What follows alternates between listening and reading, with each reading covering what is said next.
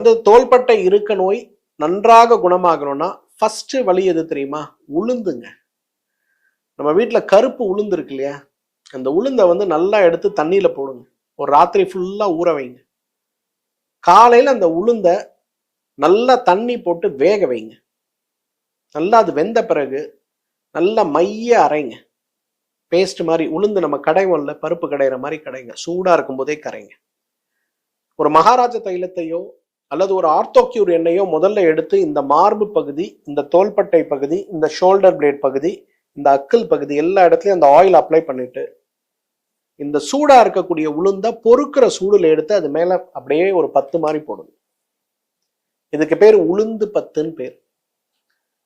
அபபாகுகம்னு இந்த நோய்க்கு பேரு. தோள்பட்டை டெல்டாய்டு மசில்ஸ்லாம் டேமேஜ் ஆகி ஊசி போடுற தசை இருக்கு பாருங்க, அதெல்லாம் அப்படியே கரைஞ்சு போய் எலும்போட இருப்பாங்க.